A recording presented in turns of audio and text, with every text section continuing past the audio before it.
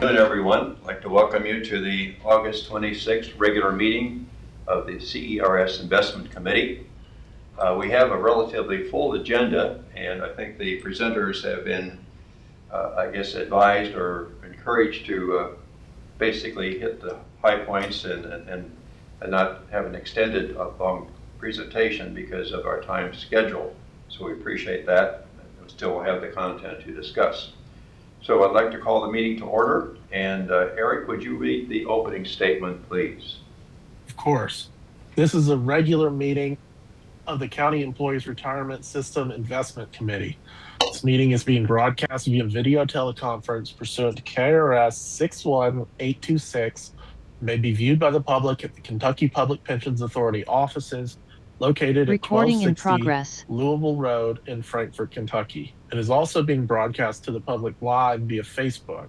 If you're speaking and not appearing by video, please identify yourself before talking. If the video or audio broadcast is interrupted, we will attempt to reestablish a connection. If connection cannot be reestablished within 30 minutes, the meeting will be adjourned and rescheduled to a later date. Thank you, Eric. Sherry, would you please take the roll call of the committee members? Yes, sir. Dr. Huckbart? Here. Mr. Cheatham? Here. Mr. Fulkerson? Here. Mr. McGraw? And Mr. O'Meara? Here. Thank you. Thank you, Sherry. Sherry, any public comments to offer this afternoon? Not today. Thank you. Good. Thank you, Sherry. All right, we have two sets of minutes to review and approve this afternoon. The first one is for May 29th, and ironically, the second one is for June 29th, sort of a coincidence of the probability of that happening. It's probably not too high, but we'll start with the May 29th minutes. Anyone have any comments or suggestions to change on the May 29th minutes of the CERS Investment Committee? If not, would someone please make a motion to approve the minutes as presented in our reports? I'll make a motion. Thank you. Appreciate it. Second? Second. Thank you. We have a motion made and second to approve the minutes of the May 29th regular meeting of the Investment Committee. All in favor, please indicate by saying aye. Aye. Aye. Motion approved. Move to the June 29th minutes. Again, any comments or suggestions before we proceed to move to vote on the approval of those minutes? Hearing. Move approval. Question? Move to approve. Move to approve. Is there a second, please? Second. Motion is made and second. We appreciate that. All in favor, please signify by saying aye. Aye. Aye. Opposed? Motion approved. Minutes have been approved. The first item on our agenda this afternoon is a private equity and credit overview landscape being presented by the Investment Committee. Steve, Investment Office. Steve, I guess you'll take the lead on that. Sure. Keep one page forward, please, Sherry. Good afternoon. Excuse me. I just wanted to notate that I think Mr. McGraw is coming on. I just want to make sure that everything's working right for him. Yes, ma'am. I'm sorry about being late. I apologize. No problem. I will mark his attendance, Dr. Huckbart. Thank you. Very good. Good afternoon, everyone. I'm sure we've all seen the recent doomsday headlines for private equity and private credit asset classes, the most prominent of which have involved liquidity concerns in private credit, the explosion of so-called zombie portfolio companies in private equity, and the size and concentration of investments in the technology sector that may be vulnerable to the impacts of AI in both private credit and private equity. We've also received a number of questions on these topics, so we put together a few high-level slides to specifically address these issues in private equity and private credit, as well as the investments of the system. So page 17, please, Sherry. Thank you. The CERS pension portfolios have a 20% target to specialty credit, and the current allocation across pension and insurance portfolios is 19.4 to 19.7%. If you may remember, the target in the prior IPS, which was adopted in 2024, was a 10% allocation to this specialty credit asset class. As we discussed then and have it on several different occasions, specialty credit is not really an industry standard asset class, but one that was created specifically for our asset allocation, and it includes the broad private credit asset class, as well as below investment grade public fixed income, including high yield bonds, broadly syndicated loans, and what's often called structured credit. As we can see, the graph on the right shows the current composition of this specialty credit asset class using the CERS pension portfolio as the proxy. We have a target of roughly 50-50 split between public and private for this specialty credit allocation, but that's changed over time and it will continue to change over time. So that's really a rough target, and that's the drivers behind the changes are often our analysis of market conditions, what we see as investment opportunities, and really the unique cash flow experience of each plan. So those will shift over time, but we try to keep them fairly aligned across the pension and insurance portfolios. Currently, 31% of the portfolio's investments are in public market securities, high yield bonds and loans.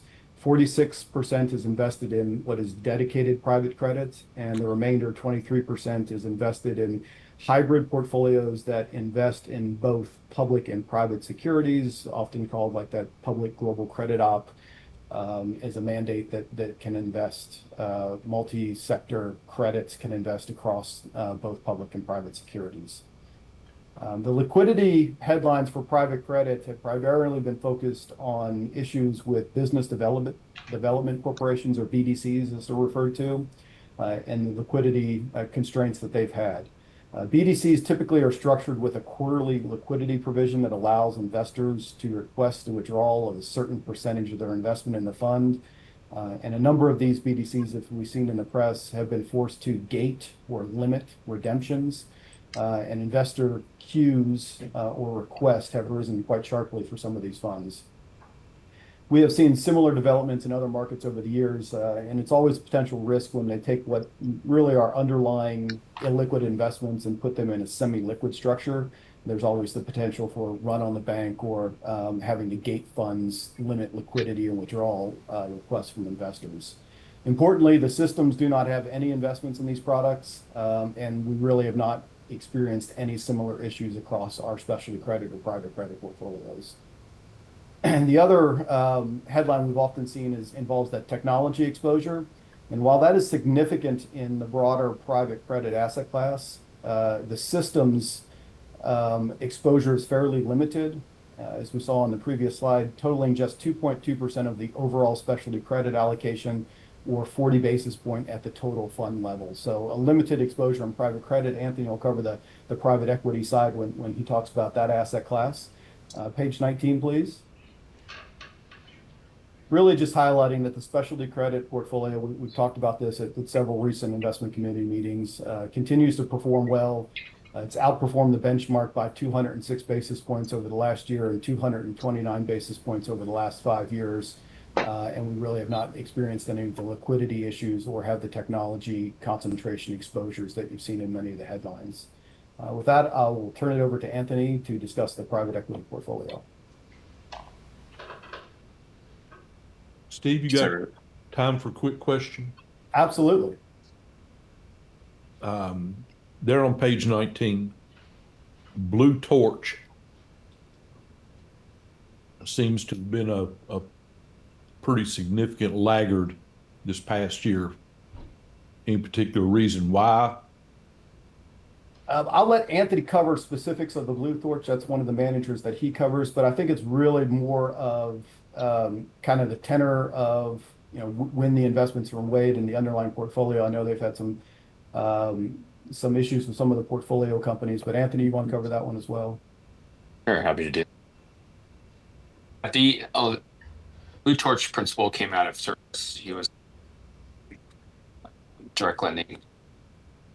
Still have a few lines below it. We obviously do lend at So we're having a couple issues hearing you in the boardroom. Yeah. How about now? Is that better? Yeah. Thank you, Anthony. Or I'll speak up. The Blue Torch's principle came from Cerberus, which is a few line items down. They both pursue a similar direct lending strategy, primarily more stressed companies. So as a result, they tend to charge higher rates, strong loan documents. Of course, given that their companies tend to be a little more challenged, you can see the returns have been good over time. I would say the past year, it's just been more of a rather than anything. Probably equitize more companies than they would like. Both of those companies or both of those lenders, primarily from the 2021-22 vintage, and a lot of areas. Free to go and find some more specifics for you if you like, but they lend at higher rates than 2.5% and percent, but it just shows some impairments and markdowns that they had to have in their portfolio. Their unrealized losses primarily that go against the income that is. Makes sense.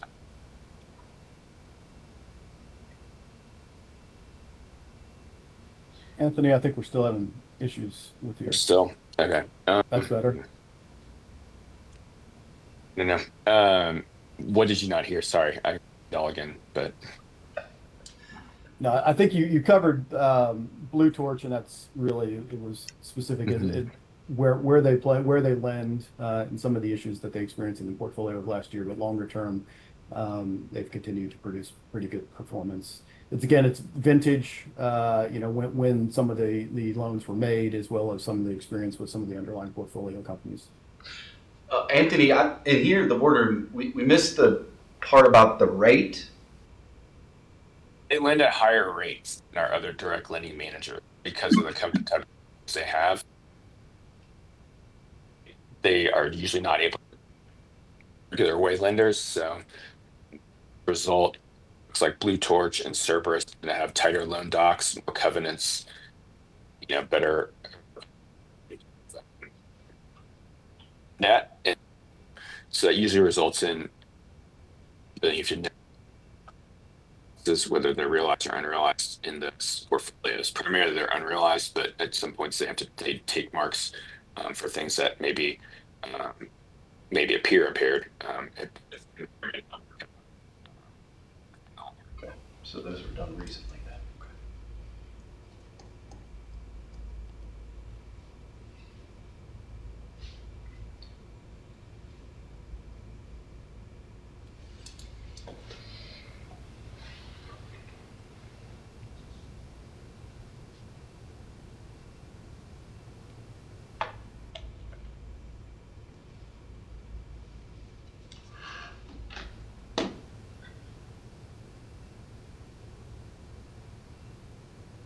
Did we lose something?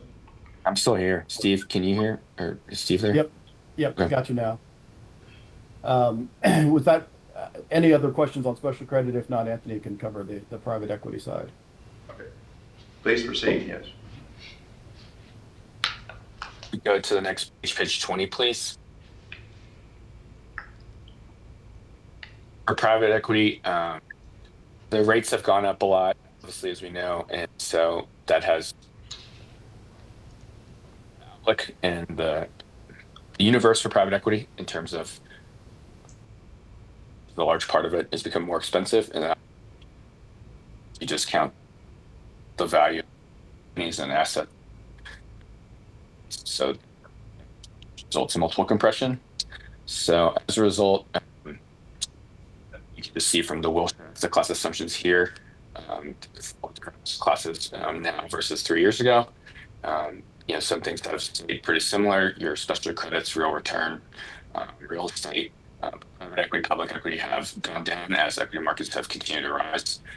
So that's something that you can tell from looks as well. Go to the next page, please, 21. This is it shows the that we have in equity, CRS. You can tell is a large portion of it.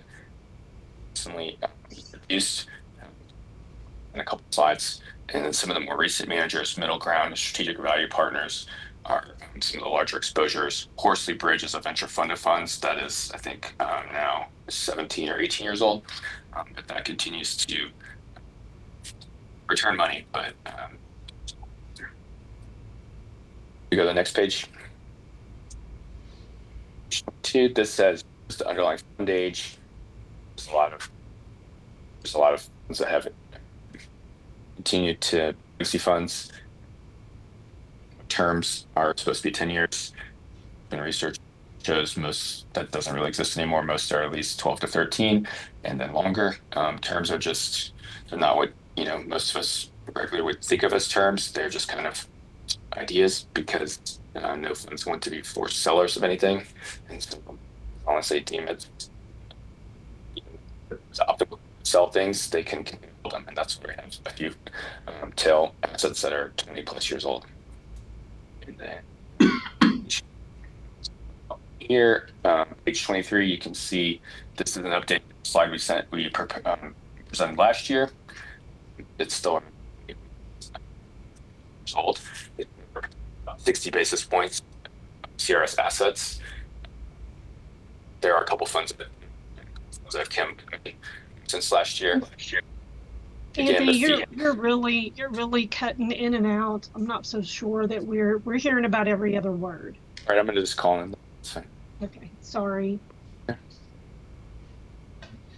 And I can pick up the legacy discussion. This is something that we've talked about in the past, kind of how we have these legacy funds that, again, much older vintages. As we've said at times, some of these are old enough to drink, and consideration for what specific options there may be. Obviously the idea of an extension versus winding down versus orderly liquidation, that's really, as Anthony says here, it's a distinction without a difference. They end when they end. We've seen a real uptick, as Anthony's talked about several times in recent investment committee meetings, and secondary market sales. Volumes have increased substantially in secondary. It's gone from what really was a very niche part of the market to something with significant volumes and flows, and something that we have discussed internally, both from legacy positions as well as from an investment perspective. One of our concerns there is the amount of money that's kind of chasing those secondary returns in the raise of some of those funds. What that means from an economic standpoint. I'm sure we've all seen headlines reporting large block trades of private equity by pensions, endowments, and other investors. And while many of those are reported as strategic or opportunistic, they've also been driven, at least to some degree, by lack of distributions in PE funds that we've talked about on several occasions. And those lack of distributions have really broken those plans, the pacing plans of those systems, and it's led to overexposure to the asset class. So they're kind of forced sellers, which obviously in investment markets is something you never really want to be. We've also seen a significant increase in reported transactions and distributions, and that's a significant pickup from the lows of recent years. But I would caution those are heavily skewed by a number of large and mega deals, with smaller transactions still struggling. I think that's evidenced by the headlines that we saw, the number of unsold portfolio companies or zombie companies held by these funds, and the age of the funds. So it's not, the extension we talk about, in fixed income world, extending duration. Same thing has happened in private equity. So the age of the funds, with expectations of 5-7 year holds, have extended beyond 10, 12 years, where investors are obviously not getting their money back.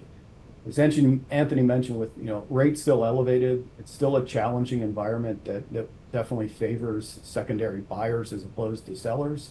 I think when we had, he notes on here as well that, I think it is important to recognize that the capital is still invested in equity of private companies, and there is potential upside.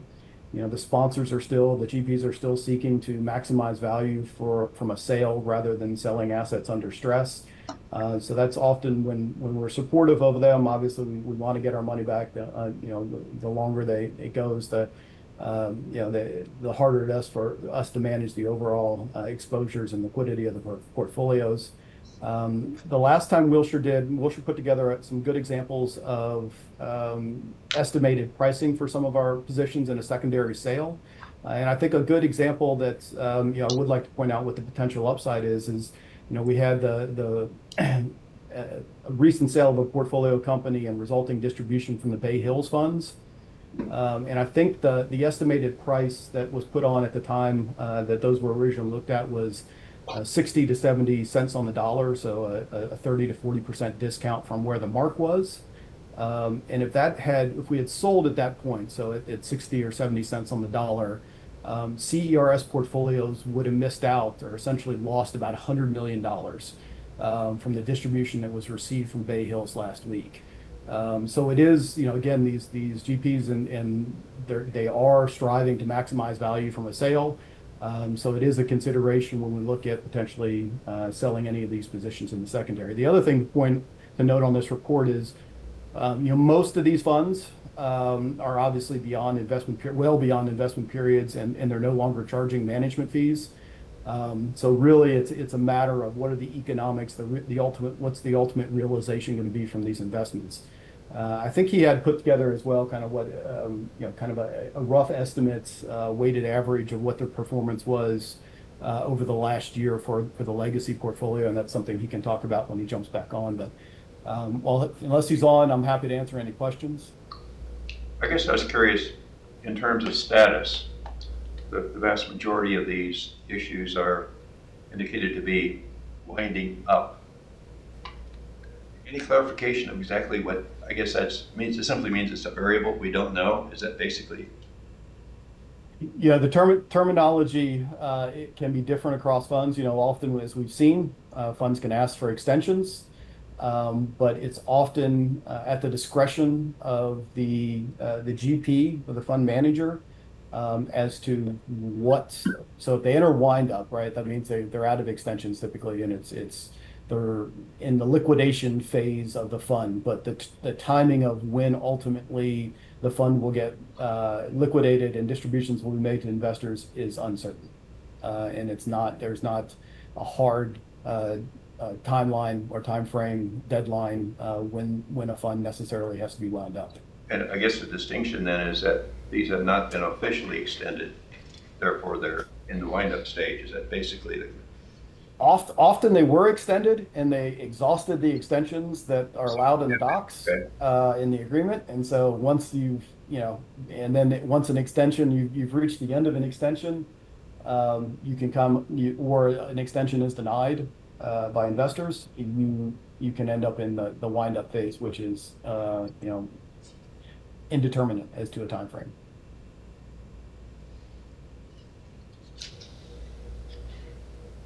Any questions of Steve or Anthony? Yes, Steve. Yes. I understand Anthony's, when he gets back on, you think he may have some return numbers.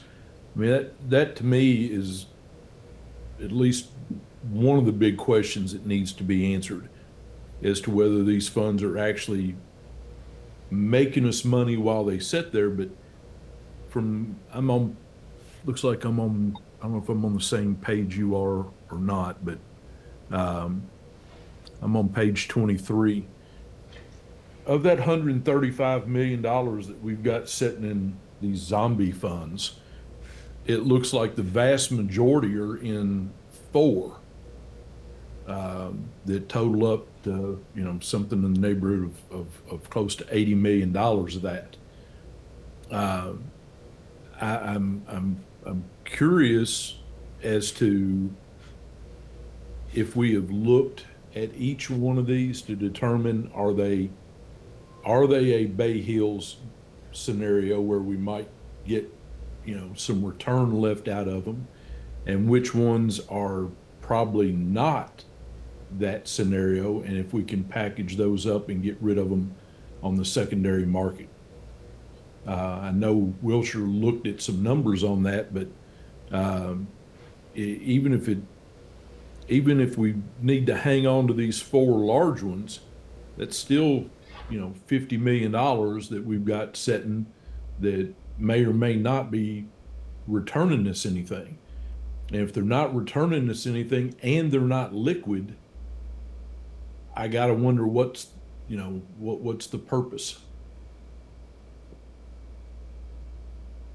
I think Anthony has rejoined, and he may be able to provide kind of the estimate of performance, which is going to be really good because it included, I think if Bay Hills was included, I can't remember if he included Bay Hills in that or not, but I think yes, to an extent, that assessment is considered, the health of the fund, what we're being told from the manager perspective as to the outlook for the underlying portfolio companies, what's still held in the fund. It's as Wilshire, I'm sure, can weigh in. It's a difficult assessment. And that's going to be also very dependent both on the individual companies as well as the market conditions. The estimates that they provided were, I think we averaged, like I said, 60 to 70 on the Bay Hills and maybe 60 to 80 across some of the other names. You're probably looking at some of these older vintage things, smaller positions that there may not be a bid, or the bid would be, very, very low. I think the consideration then is upside versus, obviously recognizing a loss, even if you have a CERS value of 6 million as of today, and you sell it for 30 cents on the dollar. You recognize that loss immediately, from what the current mark is. The expertise in the assessment of the valuation of the company and the prospects for the company that are still being held in these funds, while it's a conversation we can have with the GPs, I think ultimately at the end of the day, that's why we hired them, as further expertise in the area. And again, I think it's the cautionary tale is certainly the Bay Hills, right? Again, if we had sold at 60 to 70 cents on the dollar, it would have been $100 million loss, ultimately, that CERS did not realize. So are there other Bay Hills out here? Potentially. I think that's very dependent on the portfolio company as well as the market conditions, and whether the thawing of the transactions, especially for some of these smaller positions. And Steve, just to add on to that, the last time we did look at this, I think, was for the impact forum last year when we did the private equity review. And to Steve's point, the page that you're seeing in front of you in aggregate was looking at that 65 to 70 cents on the dollar. That doesn't mean that some of these are not going to be lower than that, and some of them are going to be higher than that. So that is kind of like the average for the whole $135 million. So to Steve's point, you'd almost have to look fund by fund, line item by line item in here, and really kind of almost re-underwrite them to find out what you're really looking at long term, or are these deals that are likely to potentially have a positive outcome. It's a Hail Mary, or are we holding on just for no reason at all, and that would take a little bit of work to do.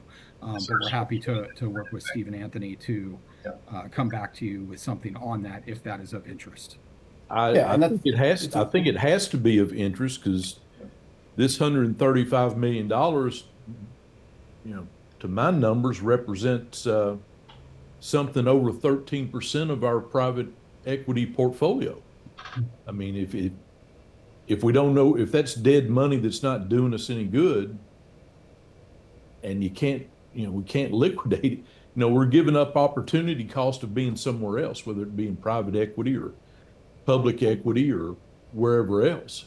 I think you got to weigh all that together. I think that makes a good point, and that is we need to sort of segment this group of assets, some of which, as you indicate, some are quite old, and they may only be dropping in value, and the others may have some potential. So we need a strategy to handle this whole set that we don't have at the present time, I don't believe, that we could segment those into various groupings, some of which we may want to liquidate, given about the fact we could reinvest those assets if they're liquidated. But we probably could use a strategy how to manage our this particular group of assets. Is that a possibility? We can certainly work with Wilshire, and again, I think they can sharpen the pencil on kind of line by line as to what we do. But I think that the recommendation the last time that Wilshire took a look at some of these positions was the expectation that market conditions may turn more favorable.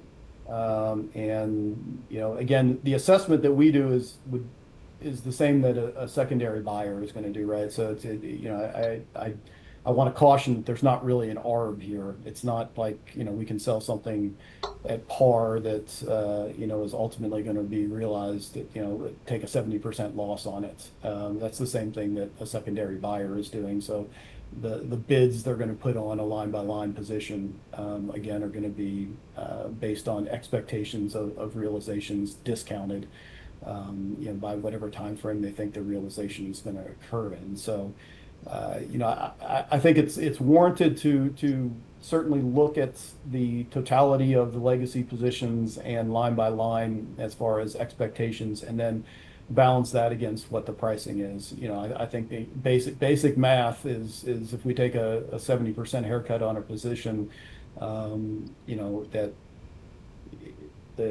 in order to invest that 30 cents that we have in order to get back to break even is pretty substantial. That's balanced against, we're actually going to realize the current value of the investment. Obviously part of that is the expectations of the manager and the work that's being done in those individual portfolio companies. I don't disagree with any of that, other than if it's making us zero and we're not getting any distributions out. Who's to say that 70% haircut doesn't realize in a lower valuation down the road just sitting on it? So I think we need to look at them, and as Dr. Hackbert indicated, segment them off into the ones that we think may be worth hanging on to and those that aren't. And they're called zombie funds for a reason. Yep.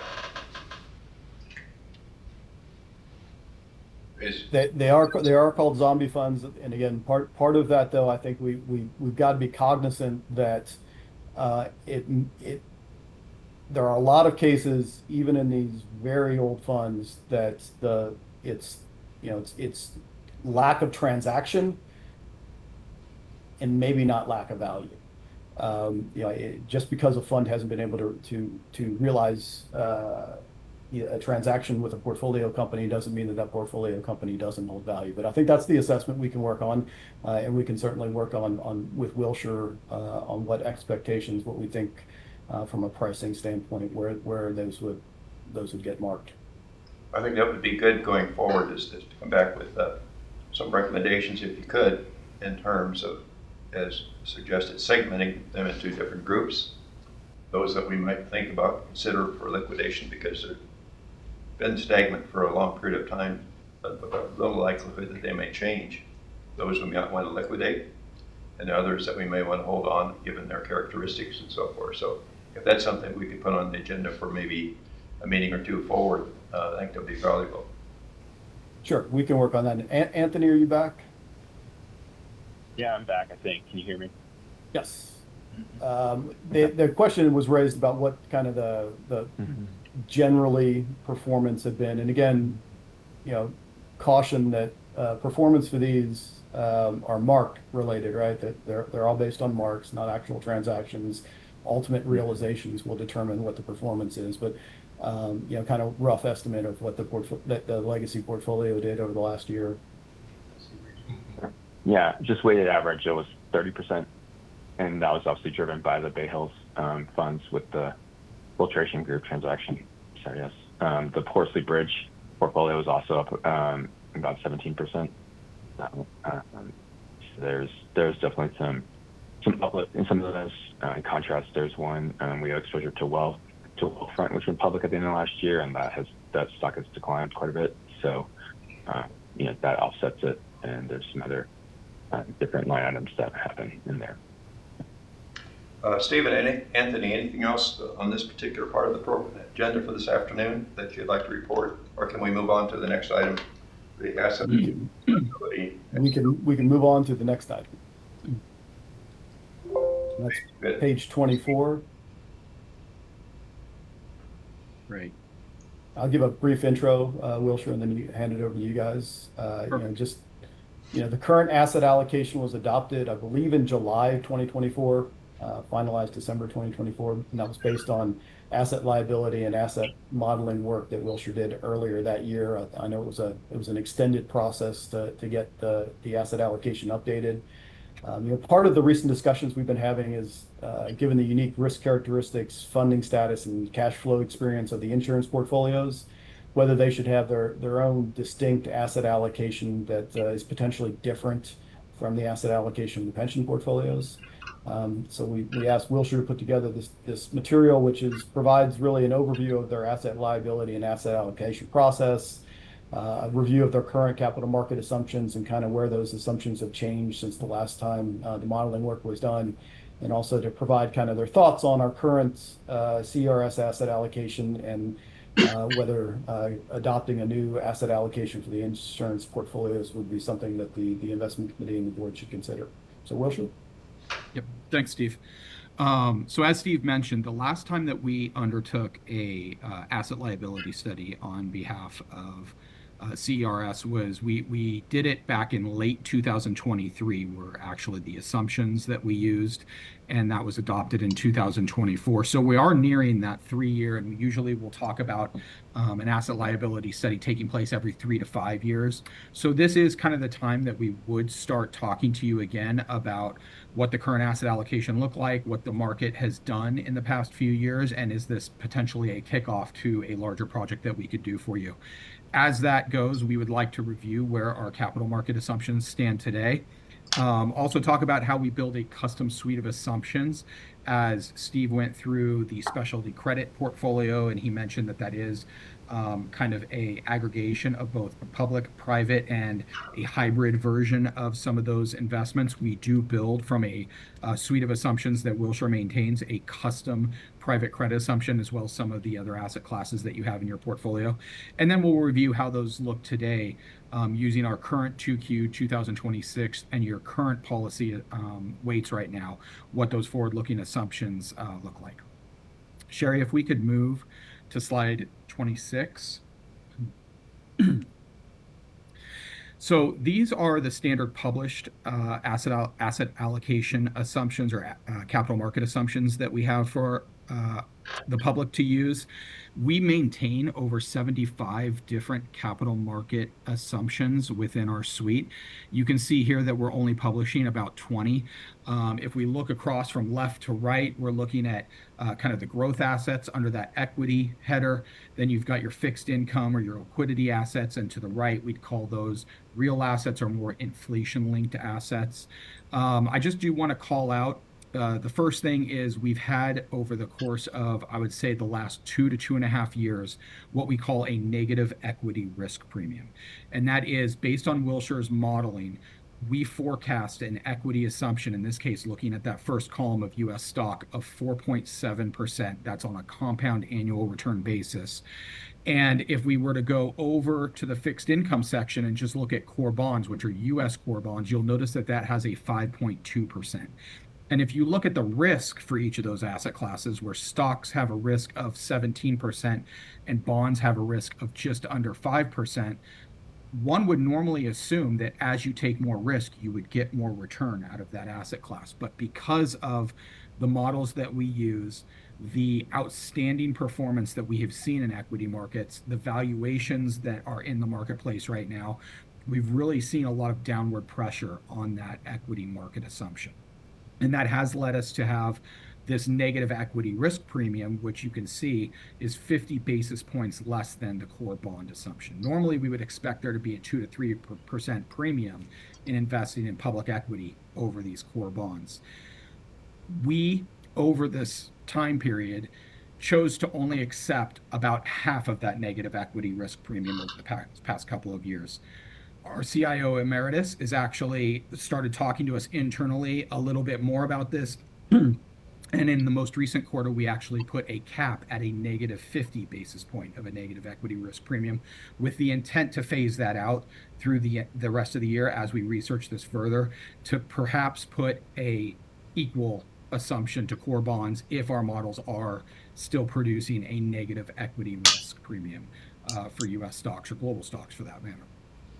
So think of these assumptions as building blocks. And as you look from left to right, I just will call out that from your discount rate at 6.5%, you don't see many asset classes that are hitting that 6.5%. Now, obviously, through this magic that we call diversification, we build portfolios, putting all these asset classes together to try to build the best returning and most efficient risk portfolio that we can for you. But as you'll see when we get down to the update for the 2Q assumptions using your strategic policy, you are slightly below your 6.5% using our most recent assumptions, which could beg the question, is this a time to reevaluate where your risk profile stands? Also, you need to realize that these are only beta assumptions. This does not take into any of the active management investments that you are making. So for example, in private equity, there is no beta. You can't just go out and get 6.55% from an index. You do have to go through and find those GPs that you're going to invest in. And we do believe that in order to have success in private equity, private credit, private real assets, you do need to find managers that are going to return in the top half of that universe to be successful in those programs. So that's something to be cognizant of, is that when we do look at this return assumption that's going to be slightly below your 6.5%, just keep in mind that the return assumptions that you see on the screen right now are only the market assumption. There is no active management built into many of these assumptions. How often do you make the assumptions, and how do you develop the assumption about U.S. stock? Seems that's slightly low. Yeah. So we do have a paper that's posted on our website every year. We go through on an annual basis and update this paper. It goes through in quite a bit of detail how we build out each of these different assumptions. I will tell you on the stock market, we've enhanced that model over the past, I'll say, 10 to 15 years. Coming out of the GFC, we had primarily used a dividend discount model. Coming out of the GFC, we actually enhanced that to use what we call an income growth and valuation model. So that was another signal that when paired with the DDM allowed us to kind of pick up where the DDM might be falling short and the IGV might be giving us a completely different or a different signal. We could essentially combine those, use a little bit of art and science to come up with an overall equity assumption. We've also most recently in the past handful of years introduced a Kate PE signal into our equity model as well. So there are 3 different models that we look at. It's collaborated amongst the group that really sets these asset allocation targets or these capital market assumptions, and we land at the number that you see on the page here at 4.7. So if you were to look at that IGV model, and it goes into depth into the paper, ending last year, the IGV model, I think, had something like a 2.5% expected forward-looking return assumption on it, where the DDM was a little bit higher than 5%. So you can see how you get these differing signals, and we kind of land somewhere in the middle between them.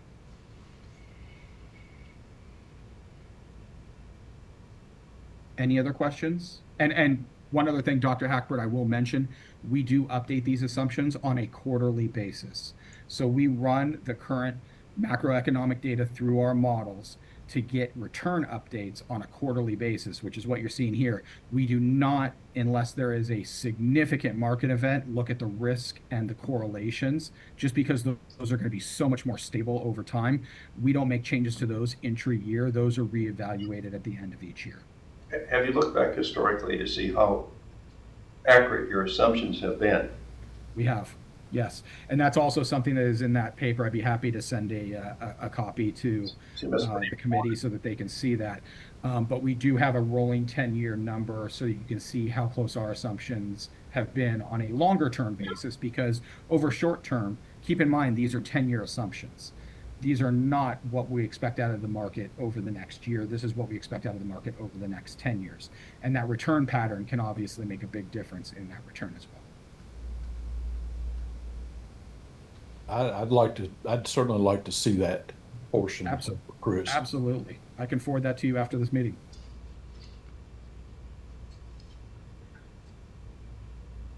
Sherry, if we can move to the next slide, we'll look at the custom suite of assumptions. So you should recognize now along the top the 7 different asset classes, which represent the CERS portfolio.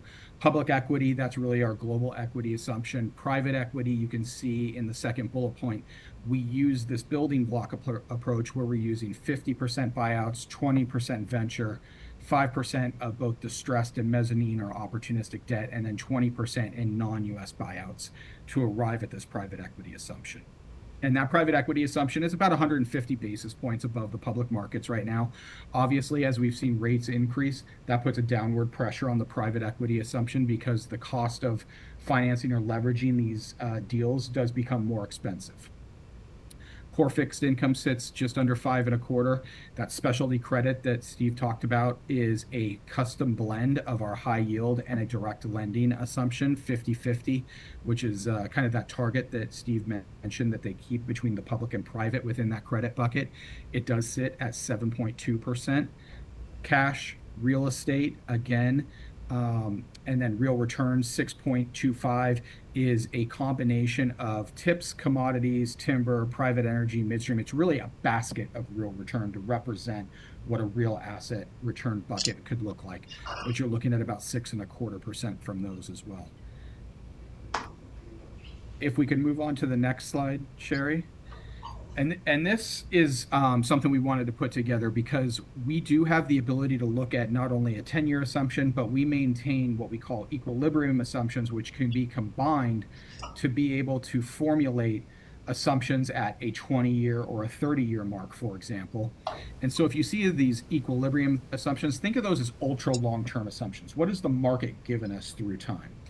And then you can see through the 2 blue lines, both a light blue line and a dark blue line, those represent first quarter and second quarter of 2026, as well as that dotted line, which represents a year ago, June 2025. And you don't see a whole lot of shift.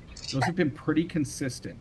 But what you do see is as we move from the left-hand side to the right-hand side, from your low risk to your higher risk investments, that the lower risk investments are pretty darn close to those equilibrium assumptions.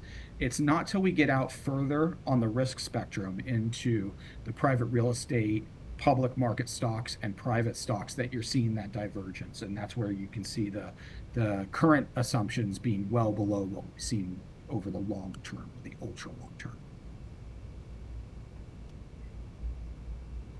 And then lastly, if we go to slide 29, applying the 2026 second quarter suite of assumptions to CERS's policy weights, you can see what the expected 10 and 30-year numbers are. So over 10 years, we would expect that you'd be just over 6.25% using our current capital market assumptions. When we did the asset allocation, we were just over 6.5% back in 2023. And then the expected return over 30 years more than meets that 6.5 discount rate, sitting at almost 7.1%. The expected risk on the portfolio is about 11.5%, and it yields just under 4%. And if you may remember, as part of our asset liability studies, we also have a tendency to compare different portfolios in this factor-based asset allocation, looking at growth and inflation. How sensitive is your portfolio to both growth and inflationary shocks? And you can see here that your growth number is sitting at about 5.5, which is not uncommon for most public pension plans. In order to get to your discount rate, you do have to take growth risk. And then that inflation number is negative 1.13. Ideally, we would like to push that closer to 0 so that you don't have as much inflation exposure, if at all possible, in your portfolio. So I will pause there and take any questions that the committee might have. Any questions? Any members of the committee? I guess I've got 2 questions. One is an economic question, and the other, I think, is where Steve was wanting to hold the majority of the conversation. The the decline or the expected return with public equity. Is that, in your all's estimation, more due to the run up that we've had over the last few years, or is that more of a commentary on where the economy is expected to go? I would say it's more of the former. So the valuation component is really pushing a lot of that kind of downward pressure onto the assumption. Where I mentioned the IGV model, the income and the growth, those look relatively in line. It's the valuations that are really putting the downward pressure on that model. So I would not say this is a commentary on where we see the market going, much to the opposite of that. That's part of the reason why we're trying to take this humble approach to our equity risk premium, how much of that we've included in the assumptions, and taking that back down to zero, because quite frankly, you've had this enormous productivity and earnings growth out of the AI boom. And so we see that as being a consistent kind of piece in the cog right now. And we don't think that having a penalty on the equity risk premium is necessarily something that we want to continue to do as you see all this CapEx expenditure and the earnings growth that we have seen in the marketplace. Okay. And Steve, I did not see the slide that you emailed out to some of us back earlier on with regard to the cash flow scenario that we're looking at within the insurance pool. Because I think your ultimate question is, do we need to be looking at a separate asset allocation model for insurance versus pension? And, I guess for a short answer, just a yes or no, Chris, do we need to be doing that or not doing that? Yes, you want to look at that. You want to consider it. You always want to be reevaluating your positioning. We would want to work with your actuary to understand what those cash flows look like. We have not seen those in quite some time, so we would want to review those again. Going back to the last asset liability study, you did have a surplus in those accounts, so you could certainly take risk off the table. Now, obviously, taking risk off the table would potentially erode that surplus over time, depending upon what those forward-looking cash flows look like. But that's something that we would clearly want to talk to your actuary about, and it would be part of an asset liability study if we were to kick another one off here in the near future for you. Steve, you want to touch on the cash flow issue is what you're seeing? Yeah, I think I still need to. I've reached out to Mike Lamb, and we need to circle back on kind of identifying the differences in the numbers we've reported. But obviously, the biggest difference between pension and insurance is going to be the funding status of the very different funding status between those portfolios, and then the cash flow experience, which we kind of view it as participant driven, so employer contributions less payments for insurance itself for the premiums, and the cash flow between the two I think was certainly about around 4% negative a year for the insurance portfolios. So I think a combination of, like I said, the risk appetite, the funded status, and that cash flow experience, which is vastly different than the pension portfolios, warranted, at least to Chris's point, considering whether a different and distinct asset allocation was warranted for the insurance portfolios compared to the pension portfolios. But I'd like to come back to you with, once I get to spend some time with Mike, to make sure that the numbers that we're looking at are a fair representation of I'll say the external cash flows for the insurance portfolios. Yeah. And to that point, so the negative 4% cash flow, that's roughly in line with the yield of your current policy. But you also need to look at what the inflows, the contributions would be to the plan as well. And so that we have to have both pieces of that equation done to be able to kind of look at this holistically. But I do think it is a worthwhile effort because it does have that surplus. And so taking some risk off the table could be very prudent. Well, just so everybody that's listening understands, when we're talking about a cash flow issue, it's not a cash flow problem. It's a problem that comes with a mature plan. You know, when you're 100% funded, you know, you're not necessarily putting new contributions in, but you still have to pay benefits. So I just want to make sure everybody's clear on that issue. Yeah. I want to further question. I noticed on the expected return 10-year, you have 5.25. Expected return 30-year, 6.7. And on your fixed income, you have just the opposite. You have fixed income assumption dropping. What's the logic as to why the 30-year and the 10-year are different? What's your, in terms of the construction of your assumptions there? Yeah, so if we go back to slide 28, and keep in mind this is that equilibrium assumption combined with where we are today, you can see those core bonds today are just above where that equilibrium assumption is. So that's why when you look at that 30-year number, which again uses an equilibrium assumption, and it's kind of like combined with that 10-year assumption, that's why it gets watered down a little bit. You see a little bit of a dip there. And so our current assumptions are just above where the ultra long term are. So we would think rates would ultimately come down a bit. On the short end or the long end? This would be the market, the core. So we're not gonna talk about what the shape of the yield curve looks like. We're gonna talk about just kind of the core, the aggregate bond index. Where so intermediate, really low. Intermediate. That's a good way to do it.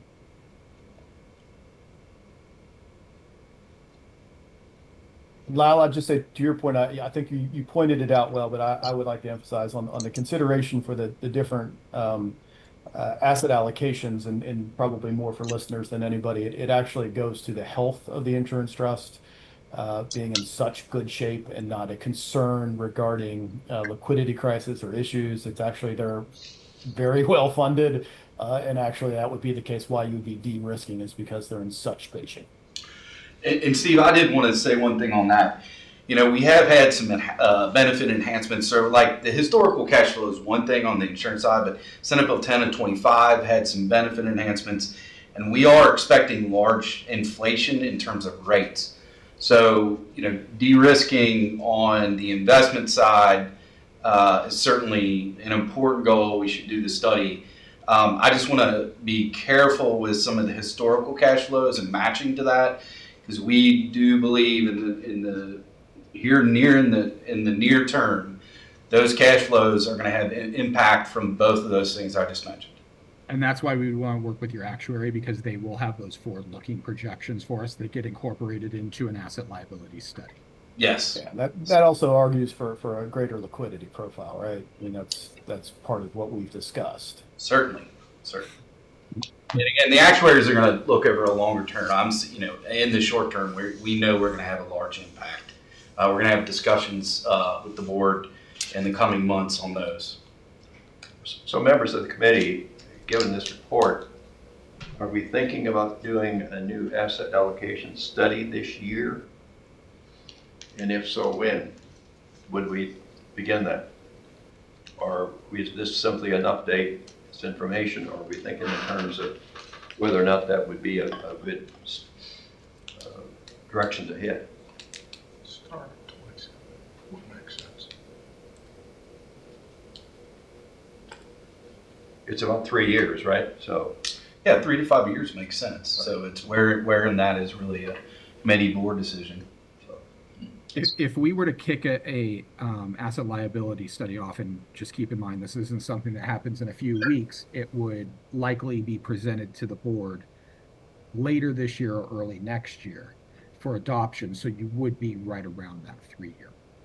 or if we were to start in January, we could finish it by the end of the fiscal year. Yeah.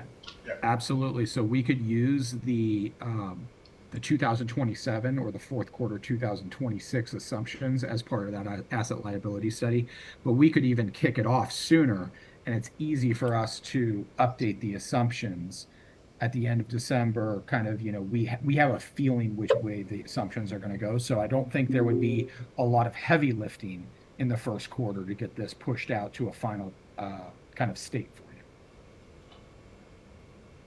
Yeah, that'd be good. We'd have the studies this December. Good point. So we will just kind of generally decide to do that? Is that, or do we want to need a It's motion? your decision. I, Clear the air with someone, sounds to me like with we the proceed. run-ups we've had in the market and everything else, Dr. Hackbert, that, I don't think there's a need to rush into getting it done, but I don't see a problem with letting them get started, particularly if they're going to have to coordinate with the actuary on a separate asset liability study for the insurance pool. Right.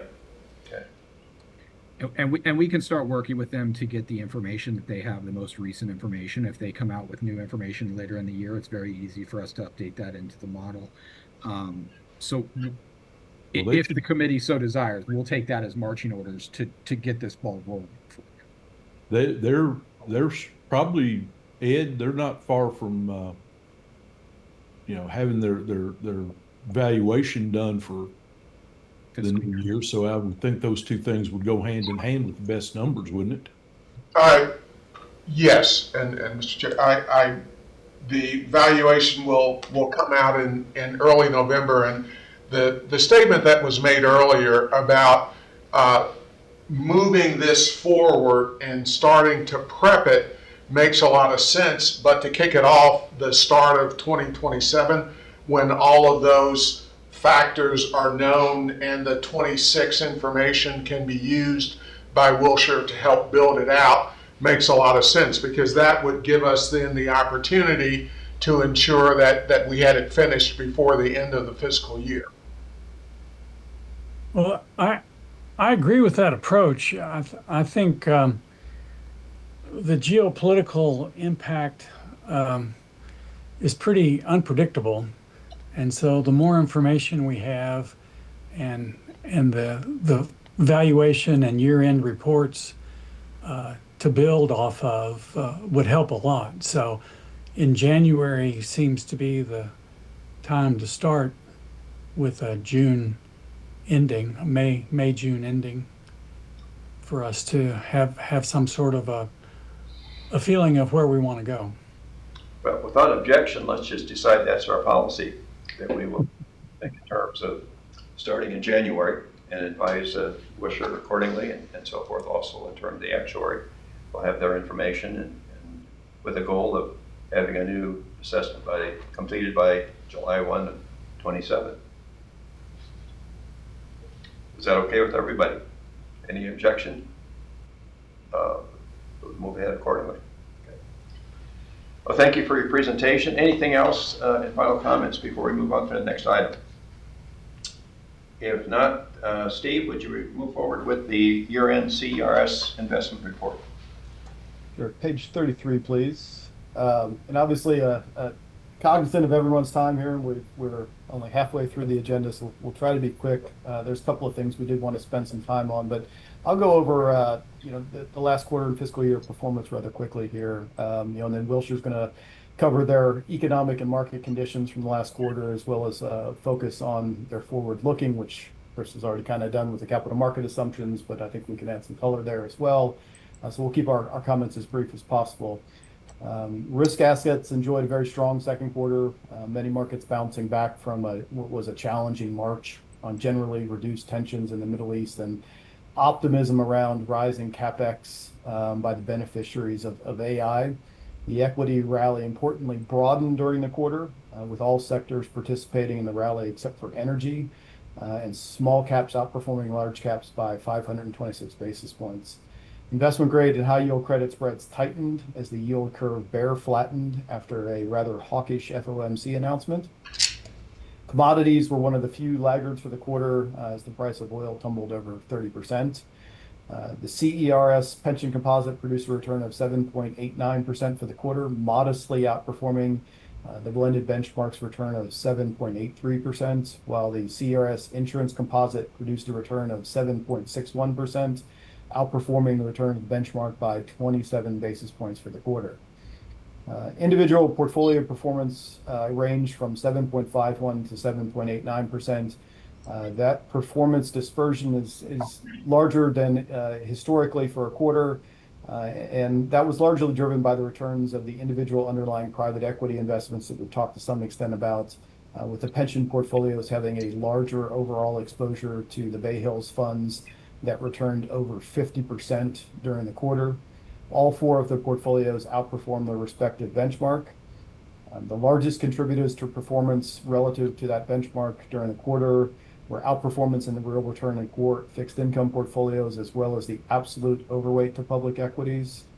The real return portfolio produced a return of 4.01% for the quarter, outperforming the benchmark by 78 basis points. And that was driven by especially strong performance in the portfolio's activist closed-end fund strategy and sports investment strategies. The portfolio's agriculture and marine leasing strategies also performed well. The overweight to global public equities contributed between 34 and 38 basis points of outperformance across portfolios during the quarter, which bolstered total fund performance. Unfortunately, that outperformance tailwind was offset by the underperformance of the public equity portfolio relative to the benchmark. A theme we've talked about a couple of times. Active management continued to struggle in a relatively narrow market. That relative underperformance cost the portfolios between 40 and 44 basis points for the quarter. Turning to the fiscal year, the CERS pension composite produced a very strong performance with a return of 13.79%, outpacing the blended benchmark's return of 13.33%. The insurance composite produced a return of 13.32% for the year, outperforming the benchmark by 64 basis points. Again, that performance dispersion was largely driven by experience in the private equity portfolio. Individual portfolio performance for the year ranged from 13.21% to 13.8%. All of the portfolios outperformed their respective benchmarks by between 43 and 69 basis points. Equating that to a dollar basis, that outperformance resulted in $74 million of additional performance in the pension composite and $40 million in the insurance composite. So almost $115 million of excess performance relative to benchmarks. During the fiscal year, the specialty credit, real return, and core fixed income portfolios all outperformed their benchmarks and were the main drivers of that relative outperformance. Real return produced 924 basis points of outperformance. Specialty credit produced 209 basis points of outperformance, and core fixed income, which is usually a lower returning asset class, produced 37 basis points of outperformance, which was an exceptionally strong year. The overweight to public equities benefited the portfolios, contributing between 42 and 49 basis points for the year, which again was offset by the underperformance of the public equity portfolio of 247 basis points relative to the benchmark. Just an update for July. July was a month of, to start the new fiscal year, a month of competing narratives. We saw renewed conflict in the Middle East, a sharp unwind in momentum in AI-related stocks, and a chorus of hawkish central banks around the globe, while economic data really continued to hold up rather well. Public equities held steady for the month, despite a sharp decline in the high-flying tech names. Treasury yields jumped and oil soared as volatility reignited, with that permanent resolution to the conflict in the Middle East providing pretty elusive. The S&P was flat for the month. Notably, the NASDAQ 100 fell by over 6.5% in July. Core fixed income on rising rates fell 130 basis points, while the yield on high yield bonds was able to overcome the rise in rates and was flat for the month. July returns are still preliminary, but current estimates are for the portfolios to be down about 25 basis points for the month, so pretty flat for the month of July. Overall, I think as a staff, we remain broadly constructive, but I think we continue to be selective on risk assets, supported by evidence that that AI is really moving from promise to monetization. Broader corporate earnings strength really suggests that the profit cycle is widening, as evident by some stock performance, which hopefully could reduce that market's reliance on that narrow group of mega cap leaders, and will also help to benefit active equity management in our portfolio. And private sector investment is beginning to replace government-led demand support. I think I saw today the most recent GDP Now model estimate for real GDP growth of 4.6% for the third quarter. All of that is contingent, as Bill mentioned, that we see lots of headlines: geopolitical risk, rhetoric and retaliation from trade wars, tariff escalations. The biggest threat there is the spike to U.S. inflation, which I think would cause everyone to rethink positioning. Looking at the totality of the labor market really suggests that the broad employment market remains firm. We think that suggests continued moderate wage growth, which should continue to support consumer demand, which has really remained resilient through kind of the ups and downs that we've seen over the past year. However, markets are likely to remain volatile. That's been thematic for us. I know Dr. Hackbart doesn't like my volatility statements, but markets continue to be volatile. We face a range of fiscal, monetary, and geopolitical crosscurrents. The cycle is likely to be uneven, with a global economy that remains solid, albeit unsynchronized expansion. Inflation, we think, will continue to be sticky and will remain elevated. That's as the temporary supply shock induced inflation appears likely to fade, while the potential productivity benefits of AI that we've talked about a lot may ultimately support medium-term disinflation. I think we've all seen that the build-out is likely to result in strong inflationary impulse up front, as it has. And while short-term rates have been driven by interim inflation and monetary policy expectations, the long end of the curve has been driven by higher real rates. And I think that's very telling for economic growth going forward. This elevated rate environment is likely to persist in the near term. I think that keeps the Fed hawkish, but easing inflation, cooling labor markets could prevent hikes and hopefully support progress towards target inflation later in 2027. So with that, I'll pause for any questions. If not, we'll keep jumping through the book. Could you talk a little bit about real return? Looks very positive. Our real return portfolio, yeah, it's very strong. Again, the highlights for the quarter and for the fiscal year, the performance of the sports, and Anthony will touch on that a little bit when he covers that asset class. But across the board, strong outright performance and strong relative performance in sports investing, the agriculture, maritime. So some of the newer investments that we funded over the last probably 2 years as we built out the revised target to real return. So that's been a strong asset class. Inflation is going to continue to be elevated, is our expectation, which should continue to support the asset class, especially given how we structured those investments. Good. Some of the new additions. Thank you. Sure. Steve, I asked you this question the other day.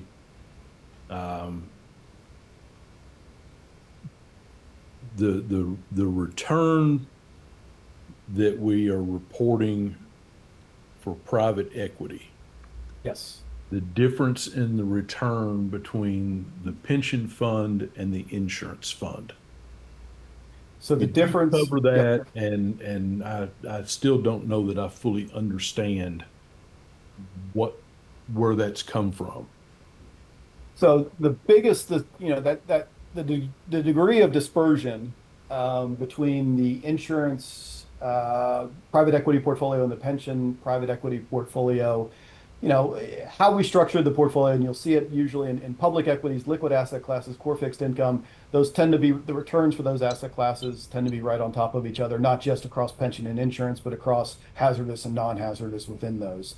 And that's because we have the ability to rebalance. We can keep those relatively in line. For the private asset classes, and especially for the private equity, kind of given the age and the legacy of the portfolio, that dispersion was driven. If we go back to March, it was fairly tight. Obviously larger than we see in the public asset classes, but it was fairly tight. They diverged significantly in this quarter, and that was primarily driven by exposure to some very, very good performance. As I mentioned, the Bay Hills funds that we just saw the distribution from produced a 50% return for the quarter. The pension portfolios had a much larger allocation, absolute and relative, to that specific fund than the insurance portfolios did. And so that was the largest driver of the dispersion of the private equity portfolio performance between insurance and pension. And that also had a large impact on the total fund level performance because it was such a big difference between those two asset classes. Well, I think the larger question, I guess, that I'm trying to wrap my head around, when we do an allocation to a particular investment, because I assume that's where we'll take Bay Hill as your example. I take it that what you're ultimately telling me is that the pension side of the equation held an awful lot of that Bay Hill investment, while the insurance pool did not. It had held a relatively larger size exposure to that investment. Now that can be driven by a number of different things. If you look at a point in time, and I'll take the most recent private equity investment that was approved by the board and the allocation. As we talked about, the baseline there is going to be pro rata. So everybody gets 40 basis points of exposure to this new investment. Now that's obviously point in time. As those portfolios diverge from a growth perspective, that may become 10% of one portfolio, and if for a shrinking portfolio, it may become 60 basis points of exposure. There's also historically, and this obviously all the legacy things, these are 10, 12, 15 years ago. There was a point in time when certain investments, less liquid investments, were allocated differently, maybe not on a pro rata basis. Some portfolios didn't participate in certain illiquid investments. There was also potentially a divergence from a pro rata exposure to if there's significant differences between current allocations to private equity or to any asset class, and you get an allocation of $100 million, you may give certain portfolios a larger portion of that allocation if they're further away from their targets in that asset class. I can't specifically say that was the case for Bay Hills, but that can lead to divergence in exposure. And in this case, it was exacerbated by the fact that there was such significant performance for one fund, and the pension portfolios had a larger exposure on a relative and obviously an absolute basis because they're larger than the insurance portfolios did. Okay. This is Anthony. I can put some more. So like the pre-20, all this like the pre-2010 units, like the stuff, the years, pension 90%, insurance 10%. As they made different units each year, they would allocate it differently, I guess, to what they saw fit for the different plans. It was a majority on the pension side versus the insurance side. Now, the 2011 unit was 53-47, 36 for those funds. 2012 was 51-39, 55-35 for another clinical unit. I mean, this is just decisions that were made. Or you said 55-35 for the next year. 2014, that was 25 pensions, because I think Thomas, just varied over initial. Anthony, I think we're still having trouble hearing you. At least I am. Okay. But I think the point he was making is exactly. I think the allocations. So if we go back, it used to be the units were different units for different vintage years, and the allocation of that, I think you mentioned maybe the 2010 unit was 90% allocated to pension and 10% allocated to insurance. And then the following year is 53% to pension, 47% to insurance. So the exposure of the pension non-has and has relative to insurance has and non-has are going to be different by investment vintage if we go back in time. Again, the most recent one we did was done on a pro rata basis based on current total fund size. So each four of the portfolios in our view got the same allocation to that new manager. which should, over time, especially as the new investments become the preponderance of the portfolio, should result in more uniform performance of that overall portfolio. Okay, well, that raises, I guess, a question, not really a question. It seems to me like going forward, especially if we end up adopting a separate asset allocation between insurance and pension, that whenever we choose to invest in one of these private equity investments, we probably ought to be making the decision of what percentage needs to go to which pool. I would think going forward, assuming we, continue to put these assets in C's name, it would be easier to be able to do that. You're on mute, Steve.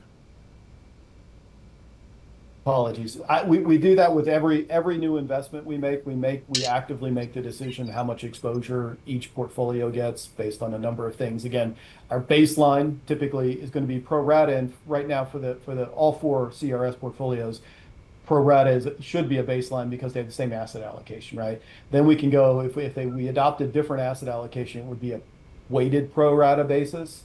And then we can, bring in different considerations. And obviously that's something that you guys can approve a total investment amount for all CRS portfolios, and we can have the the conversation about how much each portfolio gets.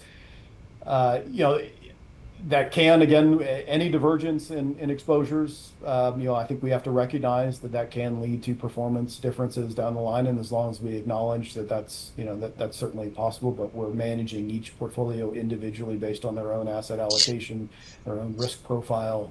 I think that's certainly appropriate. Well, I think, we're seeing a difference in return between portfolios now because of this divergence. When you've got one portion returning, what was it, excess of 10%, and the other one less than 2%. Is that? You're correct. Yes. That one's certainly a plus to one portfolio, and the other's a drag on the other. I just think going forward, we need to make that part of our discussion and recommendation in order to get those portfolios in line with one another, to minimize that divergence, as you say. Yeah, and certainly that will be the case with and if we look at an asset class level, so private equity, if we take that and we start it from scratch, moving forward, I would expect there not to be anywhere near that level of divergence, even if they had different asset allocations. Now, their contribution to the total portfolio level could be different based on different asset allocations, and that could drive divergence at the total portfolio level. But at the asset class level, I would not expect to see that level of divergence going forward. We're still going to wear some of it because we have a lot of legacy, and we can't control those allocations are what those allocations are. So this may not be the only quarter where we see that level of divergence, but if we could start from scratch, you would not see that dispersion going forward. Steve, could we continue on with your report, please? Yeah. Sure. Apologies. I will very, very briefly touch on a couple. I'll skip internal performance. It's normal. Everything performed as it should. Page 78. I only hit this one because everyone knows this is some of my favorite Wilshire slides. All the portfolios continue to produce very strong risk-adjusted performance, with top decile performance over the last 3 and 5 year time periods, and that's based on Wilshire's all public plans universe. And again, I always reiterate, we believe this is a very important metric. Absolute return is very important to everybody, but the asset allocation guidelines that are provided by the investment committee and the board really determine the specific risk parameters and constraints under which we construct and manage the portfolios. And these risk-adjusted performance really demonstrate the efficiency of the performance produced by the portfolios. I wanted to point out, you obviously have Wilshire's, this is their all plan peer universe, and you see the median performance down here for the different time periods. I think this was another year. It was interesting. Wilshire can comment on it later, but for most of the data I see, this was another year where plans with larger allocations to public equities outperformed. That tended to be smaller plans, have smaller allocations to alternatives. Larger plans have larger allocations to alternatives. Public equities obviously outperformed. I look at also some other different universes. If we look at the Callan universe, small plans generated, it's under 100 million. Highest median return was 15.6. Large public plans were 14.3 for the year. I think that's relatively consistent with Wilshire's numbers. So the data shows for Wilshire's all public plan universe is what demonstrated here for their large plans in their universe, which I think is assets over $1 billion. Was a median gain of 12.85%. So just kind of shows you the difference between the performance of large plans and small plans, primarily because of the difference in allocation to public equities, which was the best performing asset class. Allocations, I won't hit the slide, but I'll just say that as of the end of the fiscal year, all asset classes were within their IPS specified range. Most are within 100 basis points of the respective target. So we try to manage that pretty tightly. We all know the largest underweight has remained in private equity. Based on the PE pacing plan the board's adopted and the recent commitments to new investments, the portfolios will continue to move closer to those targets as managers call and invest that capital that's been committed. I will turn it over to Carrie very quickly for the compliance report. Good afternoon. I'll be short and sweet. Sherry, could we go to page 121 of the materials? Just bring this up to show that everything was in compliance for the quarter ending June 30th, 2026. Nothing to report on the asset allocation or proxy voting posting side of the compliance report either. So everything looks good. Let me know if you have any questions. Okay, I'll turn it back over to you, Steve. I'm going to try to be that quick, Carrie. So page 125, I'm going to cover this in the Finance Committee meeting tomorrow, but just a very brief update on the investment budgets. Fiscal year, we came in 5.3 million under budget, having spent 6.5 million or 55% of the amount budgeted for the fiscal year. I think I said this in the K meeting, and I'll say it again tomorrow. I wish I could take credit for it, but almost the entire amount was the result of only 450,000 or 8% of the amount budgeted for legal expenses being spent. So we all have to thank Vicki and Michael for that. The only other budget categories to note, everything else was in line. Expenses for custody services were about 500,000 more than budgeted. And that really was the result of the increase in market values and the increase in the number of transactions and accounts. I would also note that the ISS expense was more than budgeted, and you will note that the additional increase in the amount budgeted for fiscal 2027, as you remember, ISS provides proxy voting and securities litigation monitoring and filing services for the systems. We have seen a modest increase in fees based on the number of proxies voted, but the larger part of that increase is due to the scope of securities litigation filing that ISS is now doing on our behalf.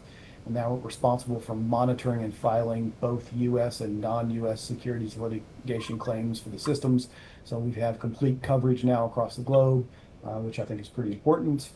I would also note that the amount budgeted for fiscal 27 is 10.8, which is a reduction of 1 million or 8% from the amount budgeted for fiscal 2026. And again, that's mainly in the legal and auditing, and that's driven by settlements having been reached or expected to be reached in a number of cases. It always comes with a caution from Michael that that's a very difficult category to budget. And depending on actions in the remaining open cases or new cases, we could see significant increase in overall legal expenses. Page 128, please. I'll hit this and then I will stop. At the total pension level, investment fees and expenses declined by 12.3 million for the fiscal year, or down 8% from the prior year, and that's despite a 14% increase in total assets. The largest drivers of this decline were a 17.4 million decrease in performance fees and expenses in the specialty credit asset class, and a 13.4 million decrease in performance fees for the private equity asset class. Those decreases were partially offset by increases in total investment management fees across asset classes, largely driven by just an increase in market value of each of the asset classes. I would note that the largest increase was in real return asset class, which increased by 7 million. And again, that's been as we've continued to build out the portfolios toward their respective targets. And that's resulted in assets increasing by 400 million or 28%. At the total pension level, on a weighted basis, the overall investment management fees are approximately 29.7 basis points on an annualized basis across the entire portfolio. The combined CRS pension portfolio is in line with this weighted management fee rates of 30.4. Core fixed income continues to be the lowest weighted average management fee at 6.1 basis points, and real estate's the highest at 82 basis points. So I covered that quickly. Happy to answer any questions. Not a question, Steve. I appreciate, those reports. I did want to, I don't know whether I've just not paid attention to it in the past or what, but the capital calls and distribution report. Yes. I want to make sure that I read that correctly, because I think it's pertinent to some of the conversation we've had today and in the last several months. If I read that correctly, between insurance and pension, we had something in the neighborhood of about $23 million in distributions out of the private equity side. I've got to turn and reference it, but I will trust you. I know that is what that report. I have to look at the numbers, but that sounds about right. Yeah, I don't know whether that's a typical quarter or not, but assuming it is, that's about $100 million every year that we've got to figure out somewhere else for it to go. It's been, especially on the private equity side, it's been pretty lumpy, right? And we've talked about, and Anthony's talked about, we've been fortunate in our portfolio that we've actually seen some realizations, so some real distributions. There was a period where we weren't seeing many or any, which was fairly consistent with the broader market. But you're right, yeah, I think that the pacing plan that Wilshire put together obviously takes into consideration some expectations for distributions. As I mentioned in part of my opening comment, a lot of systems have seen their pacing plan blown apart by the lack of distributions and resulting in overexposure or overweights to certain asset classes. But yeah, I think there's our hope, our expectation is that we'll continue to see distributions, realizations in the private equity portfolio, which means money will need to be put to work in new commitments and new investments. Any other questions? Well, thank you, Steve. Does that complete your report? That completes our abbreviated report, and happy, there was a lot of material in our presentation that we didn't cover given timing, but happy to answer any questions or follow up. Please feel free to reach out directly. Certainly, and of course we all have those, the complete report. Thank you. Item on our agenda is looking at the economic outlook by the Wilshire team, so we can proceed there. All right, thanks. And I'll be pretty brief here because a lot of these topics have been covered in the part Chris was talking about, our forward-looking assumptions. That goes a long way to talking about our outlook and also some of the comments Steve made. But if we start on page 136, there's also a comment, I think, from Bill on geopolitical risk. Obviously, one of the main things that is influencing markets and we're keeping a close eye on is the geopolitical risks and what's going on in the Middle East currently. So we can see here on the top panel the near complete shutdown of the traffic through the Strait of Hormuz back at the end of February, persisted up until June, started to reopen, closed again, reopen again. It seems like we get a different story on this twice a week. So it's obviously something that's adding to uncertainty and volatility.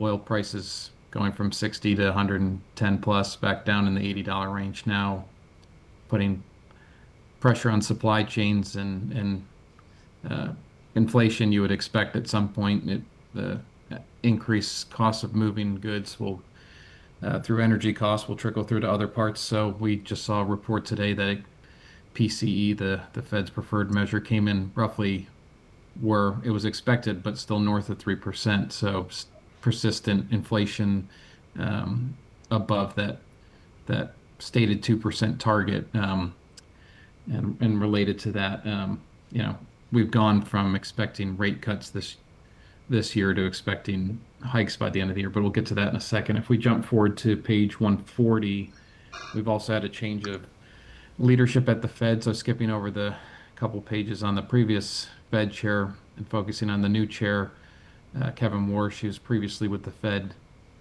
before the financial crisis, left afterwards, before his term ended, to pursue other interests, and had expressed at the time some skepticism about the QE2 program.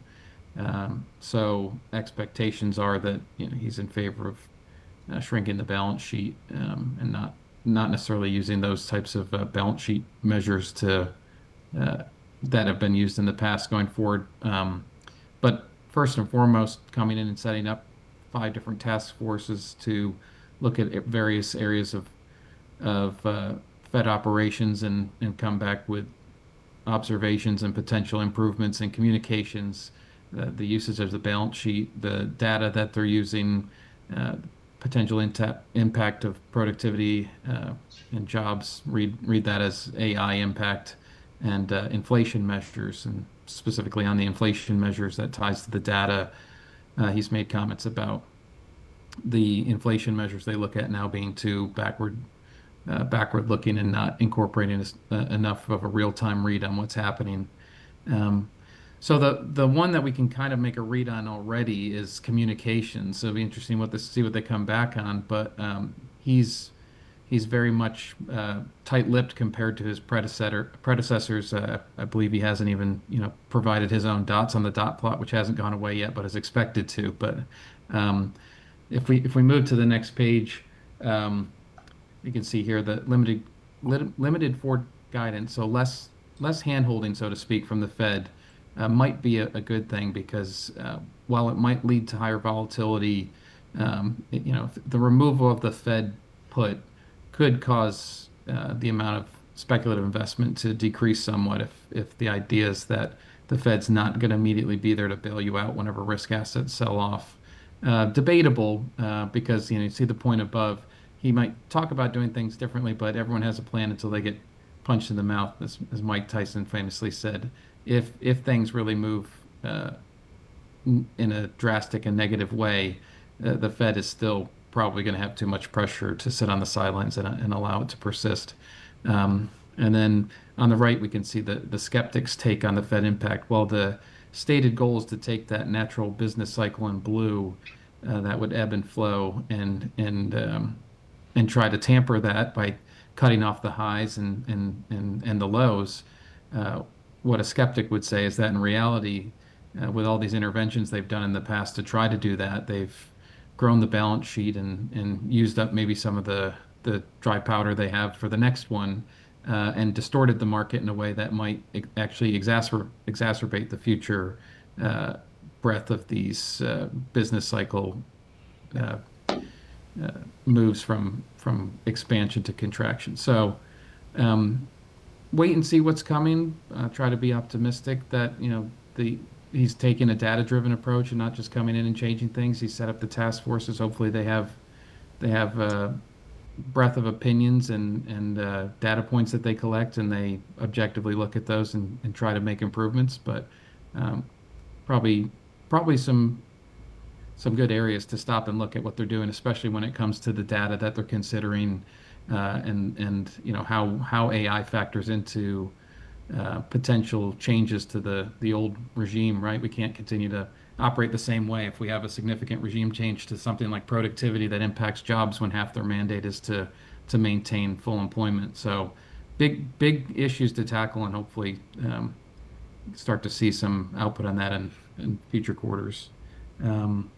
If we look at the next page, as I mentioned, we went from expecting several rate cuts. So if that gold colored line is 2027, I'll focus on the red line. Actually, that's December of this year. We were expecting 2 cuts early in this year. By the end of the year, and you can see that red line is now moved up positive, expecting probably at least one hike. I think the preponderance of the odds are on 1 to 2 hikes this year, and a lesser chance that we end the year where we are today. So a shift in sentiment, and it obviously, given the timing here, that you can see the red dotted line is the start of the military operations in Iran. So it seems like a pretty clear change in opinion kicked off at that point. But it's stabilized more recently in that maybe 1 to 2 hike expectation range. If we jump forward to page 144, looking at longer term instead of the Fed funds, looking at 10-year, and this is a chart we include, I think, almost every quarter, breaking down the 10-year yield into the two components of real return and break-even inflation expectations.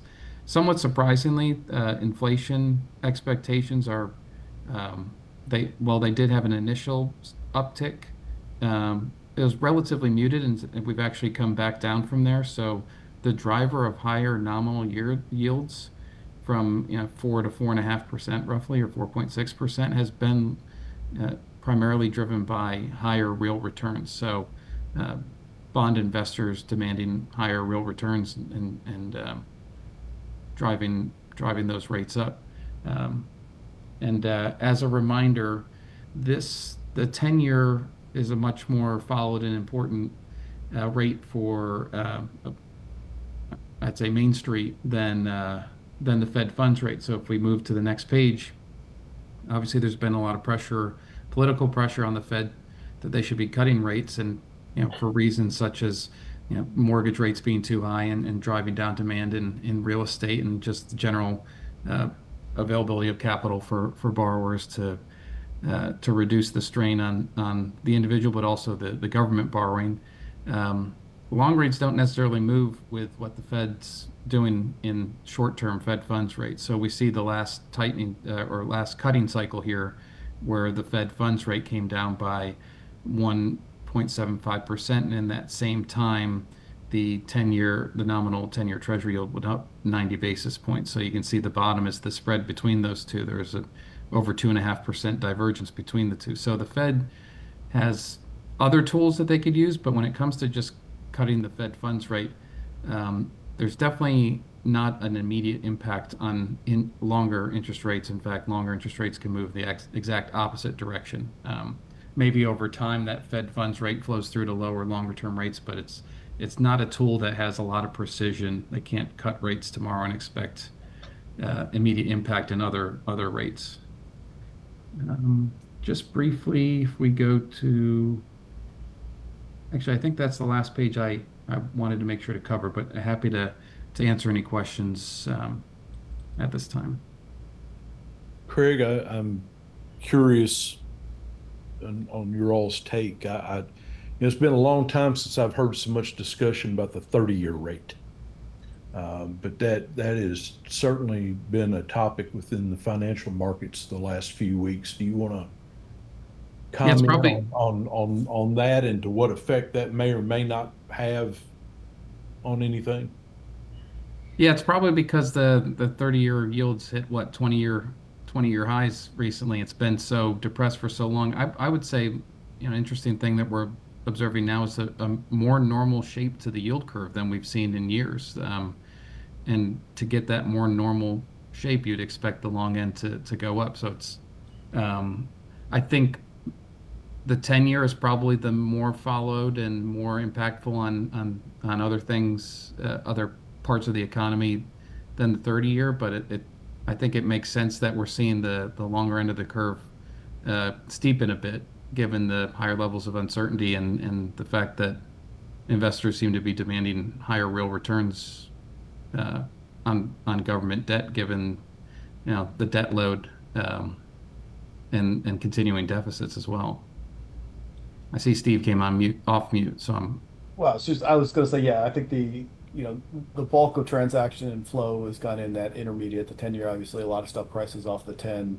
you don't see a lot of long issuance. I mean, you'll see some corporate long issuance get priced off the 30. And yeah, I think as much of the headlines has been the intervention. Obviously, I think with 522, we get up to something like that, multi-decade high, but also the fact that, there was intervention there that, whether it was successful or not, we'll see. I mean, sometimes you talk the talk and you don't have to walk the walk, and we'll see what happens with it. But yeah, I think that I pay more attention kind of to that intermediate talk, and you don't. It's usually why you don't hear a lot about the long end, other than people trade it on the shape more than anything, more than trade it in that, right. So I'm not sure how impactful it is to kind of the real economy.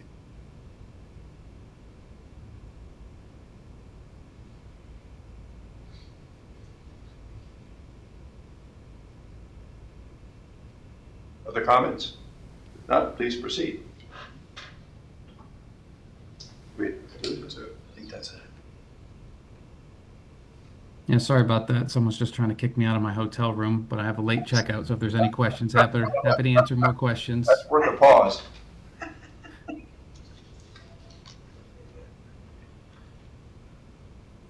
What about the Treasury Secretary getting involved? Good question. Yeah. Yeah, like Steve said, we'll wait and see what the impact, if it's successful there. Maybe it's just hoping that the talk would do the job for him, because as opposed to actually having to go in there and affect the change. But that remains to be seen, I think, at this point. I see you got some slides in there coming up with regard to the strength of the dollar. Do you want to touch on that? Yeah, interesting. Obviously, the U.S. and Japan has been in the news as well. And just in the interest of time, I was skipping over those slides. I think maybe, what is that? 149. So these slides are prepared at the end of the quarter, so you can see at this time, gold had been selling off significantly, and then relative to the dollar, and then looking at these other currencies, the dollar, at least compared to gold, more muted changes there. We've seen a big reversal, and gold seems to be back in favor after selling off about 14%. I think it was in Q2, largely in June, up about 14 in the nearly 2 months since then. So hence the question here, will it last? It seems like some of this has already started to reverse, at least in regards to the strength of the dollar relative to gold. So something we're keeping an eye on. I don't know if we're not necessarily trying to make any kind of prediction here with what's going to happen with the dollar, but just something that we observed and wanted to point out. The previous page actually is an interesting one as well. It shows that this is looking at 6-month periods. So that would be, yeah, that it shows that, part of the strength of the dollar recently has been on maybe just a reversal of pretty historic weakness that we had a few quarters ago. Again, I believe these are semi-year periods. So year to date, you can see those two last bars would be first half of this year and second half of 25. So the first half of 25, you saw a pretty historic weakness in the dollar that we hadn't seen, going back 30 plus years. So some of that bounce back is to be expected. As you can see in this chart, the dollar tends to swing. It's fairly common, I should say, for the dollar to swing pretty aggressively in one direction and another in these semi-year periods. So not surprising that we've seen a bit of a bounce back after that weakness.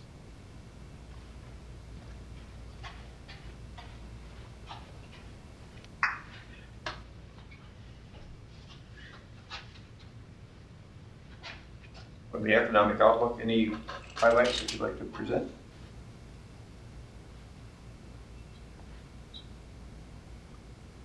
Are you asking about the economic market activity? I think that kind of hits the highlights of the main things I wanted to talk about.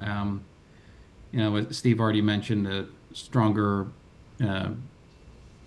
potential GDP coming from that Atlanta Fed GDP Now prediction. The labor market saw a bit of weakness in, I believe it was July, and also the May and June numbers were revised lower, but nothing drastic really at this point. The labor market still seems to be holding up pretty well. Consumer sentiment's probably one of the weaker indicators. On page 152, we see that that's, after having recovered a bit over the last few years, has continued a downward trajectory in the last year and a half or so, and is really sitting along 10-year lows. Something we had been mentioning pretty regularly in these meetings was that the one of the other measures we look at is the consumer sentiment, current situation versus future, and there is a level of pessimism there that in the past has been highly correlated with recessions. So not a very good tool in terms of its predictive power in the timing of those recessions, but pretty strong historical record that when that level of pessimism exists, that it might be a self-fulfilling prophecy that we tend to see recessions follow periods like that. So other than that, not really too much in terms of these other economic measures that we track that I wanted to call out in particular. I think in terms of consumer pessimism, there are other factors which interplay there, and certainly with the international situation we have today, I'm sure that's affecting opinions and thoughts about the future as well for individual consumers. So something.